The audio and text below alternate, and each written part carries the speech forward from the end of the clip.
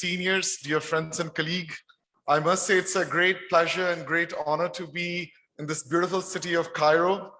And my association for Egypt had started a few years back as well, which I will try to talk in some of my slides. So these were my disclosures. And this was the Newton Fund opportunity. I'm not sure how many people would have come across. I also worked for Royal College of Physicians, Edinburgh, as well as an international education tutor. So way back in 2019, we were trying to get some students from Egypt. We gave them some funding, and till date, as I can see a lot of youngsters over here, we got funding for nearly 5 people. They are pursuing their higher education in UK. So really great stuff, and they all are doing an impressive job to humanity and society everywhere, in fact. Now coming back to my topic. So why is it atrial fibrillation we all are talking about? Is it because it is getting featured on the Time magazine, Forbes, and the other stuff and all? Is it due to this, or what is the real reason for that? So what will happen is, in a simple way, when we'll talk about the incidence rate over here compared to the stroke, the peripheral vascular disease, and the other comorbidities over here, it may be very less. However, when we talk or have a look about the morbidity or even the mortality parameters, they are very significant. So simple question, I think, what is the cheapest treatment for atrial fibrillation? Is it drugs, ablation, or defibrillation? Surprisingly, at the end of 2 years itself, we can see the cost of ablation tends to become almost the same as the cost of drugs. In fact, if you can see, this is, early in the morning, I was trying to have a look for one of my patients. So what is the biggest difference which you see once you have ablated? The average ventricular rate, the fast ventricular rate of those AFib patients go down, isn't it? So gone are those days in which we used to claim that we are going to achieve sinus rhythm for those patients. We try to give them a better quality of life. Second thing is, those AF episodes will become less symptomatic, and we also clip the higher values of mortality for such patients. So this is such a disease which doesn't spare any prime minister, president, or even if sometimes you are a youngster as well. I'm sure you all can correlate to these famous personalities. And even if you are a great social worker as well, it doesn't spare them. Because we can now, especially in these times, understand what is the real reason. So in the time when our smartphones were becoming smarter, better, faster, the pacemakers were becoming smaller, and better, the ECG technology has been evolving as well. Gone are those days. So this is Mr. Eindhoven sitting in London. He was trying to do the first ECG. I feel myself lucky to be trained just at 1 hour distance from Maastricht over there. So now you can visualize them. You can even use a smartphone and even your smart watch as well. And in fact, you can have a colorful visual animation of those ECGs. And this is what is called as the 3D electroanatomical mapping. In fact, the best thing is they are now available even in a non-invasive way. So you put them a jacket, make them undergo a scan, and you can even pinpoint literally what is the possible origin of those arrhythmias. And nowadays, those recent mappings are available, something like Acutus, in which you can, just using the ultrasound waves, you can make a high definition, high quality map within barely few minutes, rather than like 30 minutes or 40 minutes just for making the map. Even in this time, when we are thinking, thinking of sending the Mars probe, we are thinking of making colonies over there. Even now, if you want to assure the highest success rate for the AF ablation is the Cox maze. So can we make a laboratory model for that? That was my task, I would say, more than a decade back. And that was the model, how it looked like. I was lucky to go to the Harvard Medical School, and I also visited the NEJM office, and where I did my presentation about the same. So we all are aware the most common energy sources for ablation is either we can freeze, otherwise we can burn. They all have their own advantages and disadvantages. However, what if we can make it easier to deliver? So this is what is called a single shot devices in the form of cryoballoon, lasers, or the high intensity frequency ultrasound, or even the radio frequency balloons. So ablation is not about just going in the lab, go and do something, done. No. What about the patient? We all are here for the patient, in fact, the patient care. So sometimes, even if you would have done the ablation, those patients will come off with hemoptysis. So we know the etiology and how to prevent them. So some of the things what we all have to be careful about is the PV stenosis. And these are the the etiologies. If we all are careful, we can definitely avoid it. In fact, when we try to do a hybrid ablation, in which I will talk about more as well in detail, we can even visualize these complications like the pulmonary vein stenosis. In fact, using these beautiful imaging techniques, which a lot of eminent professionals which have already shown before me, you can visualize them as well. So if you can notice over here, there's pulmonary vein stenosis of the inferior pulmonary vein over here. And as I said it, you can even visualize them as well. So sometimes what happens is if someone has undergone, are there any cardiac surgeons over here? Any cardiac surgeons? Hopefully there are some future cardiac surgeons. So what happens is once you have done the surgical ablation, sometimes they can still come to you with the chest pain. So this was one such patient for which we got a 3D reconstruction. As you can see, this was the first ever reported case of lung hernia. What else? If someone has already undergone the ablation, again comes to you with hemoptysis. So this was another patient as well, in which they try to say that, okay, hemoptysis can happen even after cryoballoon. I am aware cryoballoon is available in Egypt as well, and few centers are doing it. So we were able to see that when we do HRCT studies of these patients, we were able to notice there is a ground glass opacification as well. In fact, interestingly, it also has a temporal association. When we try to look carefully into the data of those patients, we saw if you go really low freezing temperature, especially in the inferior pulmonary veins, that's where the chances of such complications will increase. Every coin has different sides, right? It's not about the problems. There are potential solutions as well. So we are aware of something like a COPD, which is there. In fact, those patients can have a higher risk of development of atrial fibrillation. And the worst thing is, again, not only they aggravate each other, in fact, the mortality and the morbidity as well for such patients is really terrible. Can we give them a better quality of life? So this was one group of patients which all belong to the class 4 COPD class. They were pretty high BMI. So what we did was a combination work with the surgeons. The surgeon goes inside using these mini ports, opens up the pericardium, does the epicardial ablation. Then we go inside, visualize those pulmonary veins. And for the left side only, we did the cryoballoon ablation. Left side, why? Because if we do on the right side, that is where the most common side effect happens is phrenic nerve paralysis. So this is a beautiful X-ray in which you can see those epicardial tools and the endocardial catheters as well. And this is an example of those lines. So this is the intercaval lines, the box lesion, and the cryoballoons. So to tell you very frankly, and it's a matter of proud as well, like at the end of 3 years, except one, most of them remain in the sinus realm.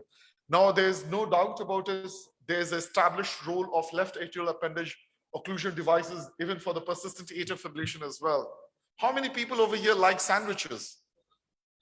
I think at least some people should be there. If you can make a good sandwich, you can be a good electrophysiologist. Why am I saying that? So what happens is you will notice the good point of contacts are the ones where those darker spots will be there, right? And wherever those not so good points will be there, it will be less well cooked. So this is where the role comes of contact force catheters. So way back in 2013, when the first few contact force catheters were launched, we could see that there are multiple parameters which is very important for us to do these ablation procedures. And that's why we all have learned in our younger days, 1 + 1 is 11. So that is where in which the surgeon and the electrophysiologist, they come together and we can give the patient a much more higher success rate as well. So this is what is the concept of symbiosis. We also showed that the contact force is also important equally also on the epicardial surface as well, up to a certain range. We all like to think about the future. So I remember having a discussion with Professor Heinwellens. What about the different components of the P wave, which we see on the ECG? Can we do some AI, artificial intelligence diagnosis, way back in 2013, I'm talking, when AI, not a lot of people were talking about. So this was, we tried to use left atrial dyssynchrony. That can we really predict the atrial fibrillation recurrence as well? Unfortunately, during those times, not. But I'm grateful to see Professor Ricardo's presentation. There are newer tools, which is pretty promising. So then I sat with a engineer, brilliant engineer. We used a Gaussian algorithm to fit the P wave, and we saw that it is a significant. In fact, if we try to look for those complex persistent atrial fibrillation patients, yes, you can definitely predict. So this is a very cheap medication. Okay, we all are aware for the costs and all. Oh my gosh, EP, oh my gosh, you have to spend so many huge amount of money and all. So even simple drugs like this can show the acute recovery of the conduction. So this was the flow chart which we tried to use after 30 minutes of the waiting time after the ablation. We tried to do, and you can see these dormant pulmonary vein potentials which you try to target. If you can ablate them, you can increase the success rate. And that's what was my logic behind the ATSCA study. So the Lancet had asked me to review another paper as well. So way back in 2013, I said it's a good advice to use adenosine. And history repeats itself. In 2015, the Lancet paper came as well on the same topic. So what about those other single shot devices? I tried to compare on some of my studies as well, and we could see, yes, cryoballoons will cause more number of phrenic nerve paralysis. However, the success rate tends to be pretty similar. History has gone quite a lot of changes, isn't it, in the last few thousands of years. So even right now as well, some of these techniques, we are already using it, and I'm sure you guys will see it in the coming few years as well. So this is a modified balloon. What is of it is called as Polarix from the Boston Scientific. So what they have tried to modify is to reduce this electrical isolation and also the length of this nose so that it can just go and better fit. So this is another cryo catheter. It is called as Adagio, through which we can go to ultra low cooling temperatures so that we can achieve better isolation of those pulmonary veins. So this is something is called as pulse field ablation. In simple words, it is a very focused, highly concentrated ablation energy with which you try to minimize the side effects or the damage to the neighborhood structures. So this is how it looks in action. You put those catheters into the pulmonary veins, you see those signals, you burn it, and the pulmonary vein signals are voila, gone. So high power, short duration as well. So I was having some discussion with eminent people over here. So they would say, oh, ablation, oh my God, like 2 hours, 3 hours, who is going to be there in the lab? So this is where the role comes of high power, short duration. So in which you can go up to like 50 watts, 60 watts, and now there's something like even up to 70, 80 watts as well in Q dot technologies. Just for a few seconds, literally you can finish the whole AF ablation procedure in almost 1 hour. So this is the Q dot technology which I was talking about. They are becoming really smarter. You can see there are multiple pores for achieving minimum temperature. It decreases the side effects and the problems as well. This is a very interesting chart over here. As you can see, so it includes all these forthcoming technologies which has been compared. In the sense, we were thinking, only to use the cryo catheters or the cryo for something is called as cryomapping for those youngsters. If you're trying to ablate, it is very important not to trying to damage some of these. That's where now the role comes of the PFA as well. So the tissue specificity as well for such catheters seems to be very, very good. And I promise, hopefully the next time if I'm around over here, I can show you again some of my own personal experience and some more data as well. And for those patients as well for AF, it's not just about the ablation. What about the anticoagulation as well? Initially, we try to compare these traditional dabigatran and warfarin. The editor wrote to us, why don't you try to include the data also from the rivaroxaban as well? And those are those papers which got included in the expert consensus document, in fact. This is the most recent paper in which we try to also include edoxaban. I'm aware that edoxaban, unfortunately, is not yet available, I think, over here. I'm sure in Egypt, you all will be coming across a good number of valvular atrial fibrillation patients. Unfortunately, there's very less work happening anywhere. So I try to do a meta-analysis as well. It should be coming up in some publications very soon, something to look forward to. And I also worked with some of the industrial parameters and partners, and we got the approval for the world's first epicardial VT ablation catheter. So one thing what I really want to emphasize to all of you, nothing is impossible. If you dream it, work hard for it, definitely you will achieve that, okay? So to summarize my talk, that's what, as I said it, always believe in yourself. Go the right way, even if needed, take those small steps. And to tell you very frankly, problems are there, but if you do it well, they are pretty avoidable.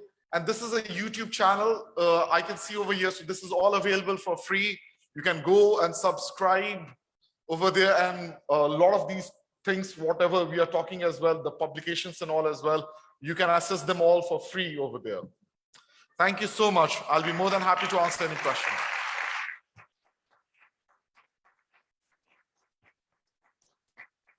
Thank you, Mr. Professor Kumar. I just have one question. You passed on it in your last two slides about atrial fibrillation with valvular heart disease. You know that rheumatic heart disease is still endemic in Egypt and in some countries in the Middle East, and still have an epidemiologic problem. So do you have an experience about ablating atrial fibrillation in rheumatic heart disease, especially patients with mitral stenosis? And another question is, if so, that these patients would continue on forever anticoagulation, or they may stop anticoagulation after a certain period of time? Thank you. This is indeed a million-dollar question, which is really relevant to the area where we all are standing.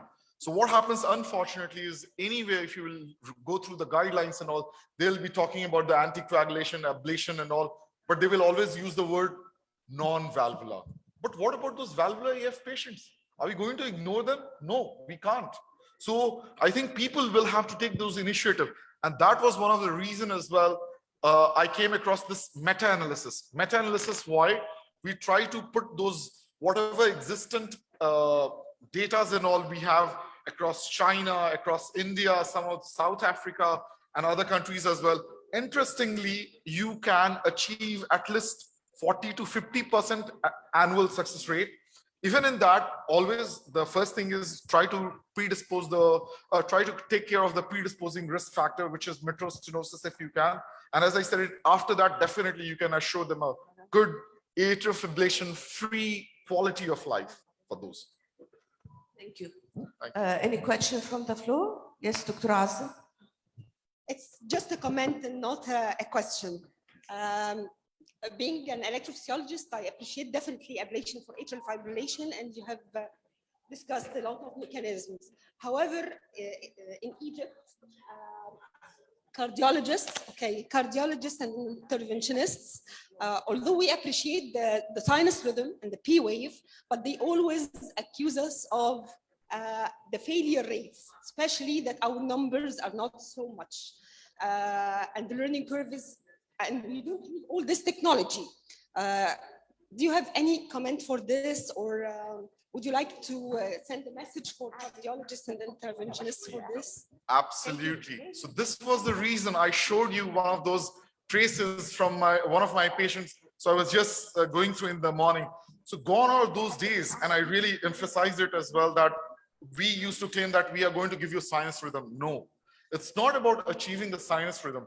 So that's why I said it as well. We are trying to give them a better quality of life, those morbidity parameters which is happening. We are trying to reduce that. And what happens is, with a good ablation, what also happens is the symptomatic episodes will come down significantly. And I showed you another example as well. Just after the ablation, till the last follow-up as well, you could see the ventricular rates and all, they were coming down, and you can give them a better quality of life. So that's what I think is more important, and a lot of scientific studies as well, which has been shown, trying to see for those parameters. And that's where I think we all are going to overwin, rather than just trying to see for the sinus rhythm. Thank you. Thank you, Professor Kumar. دكتور محمد أسامة